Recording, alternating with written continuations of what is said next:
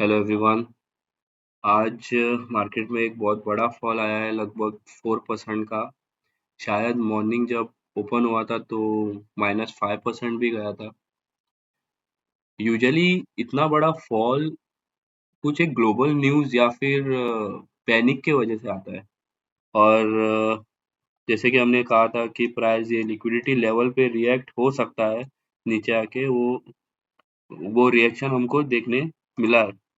आज का जो फॉल है वो एक्चुअली रेयर ऑकरेंस है।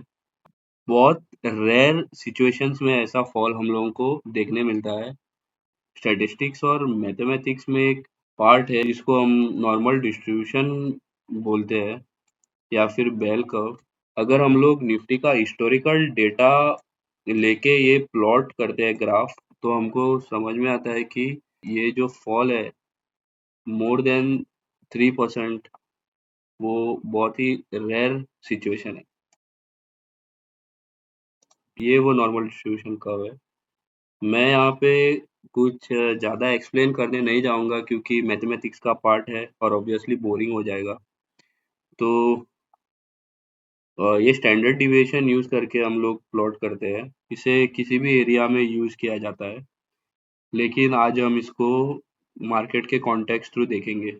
जब हम निफ्टी का हिस्टोरिकल डेटा लेके नॉर्मल डिस्ट्रीब्यूशन प्लॉट करते हैं, तो हमको ये चार्ट मिलता है। पहले हम समझते हैं कि ये चार्ट क्या इंडिकेट करता है और ये सब नंबर्स क्या है। तो ये जो एक्स एक्सिस पे है वो स्टैंडर्ड डिविएशंस दिखा रहा है। ये -1 to 1 फर्स्ट स्टैंडर्ड डिविएशन का एरिया है, -2 to 2 सेकंड स्टैंडर्ड डिविएशन का एरिया है और -3 to 3 थर्ड स्टैंडर्ड डिविएशन का एरिया है। जब हम ये 34.1 प्लस 34.1 ऐड करते हैं तो हमें 68.2 इन टोटल मिलता है, जो कि total first standard deviation cover करता है। उसके बाद जब हम सेकंड स्टैंडर्ड डिविएशन को इंक्लूड करते हैं, तो ये टोटल एरिया जो है वो ऐड अप होके आता है 95.4%।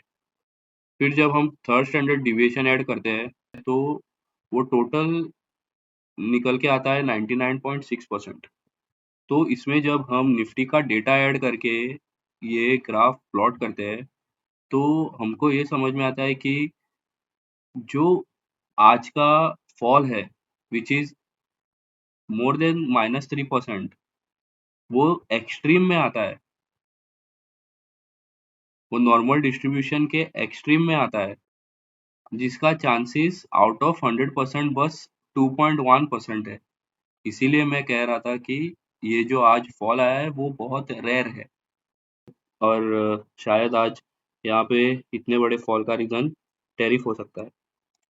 सो एनीवे, यहाँ पे हमने कहा था कि ये लेवल पे प्राइस लिक्विडिटी के कारण रिएक्ट करेगा और प्राइस यहाँ पे रिएक्ट कर रहा है। लेकिन एक बात यहाँ पे बहुत इम्पोर्टेंट होती है कि ये जो ब्रेकआउट स्ट्रक्चर लेवल है, इसको प्राइस जब स्ट्रेंथ दिखा रहा था तो फेल हुआ था ब्रेक करना। उसके बाद प्राइस ने नीचे आना शुरू किया। क्योंकि प्राइस ये लेवल ब्रेक करने में फेल हुआ, ये इंडिकेट करता है वीकनेस। और दूसरे साइड में यहाँ से प्राइस ऊपर गया था, ये लेवल इंडिकेट करता है स्ट्रेंथ। क्योंकि यहाँ पे ये अनसर्टेनिटी क्रिएट हुआ है, I think it will be wise for us to wait for the clear confirmation। एक तो प्राइस यहाँ पे कंसोलिडेट होके और नीचे जाएगा या फिर रिएक्ट होके स्ट्रेंथ दिखा के ऊपर। जो भी हो, हमको यहाँ पे बस वेट करना है एक क्लियर कंफर्मेशन आने तक। So that's it for today. See you in the next one. Until then, happy trading.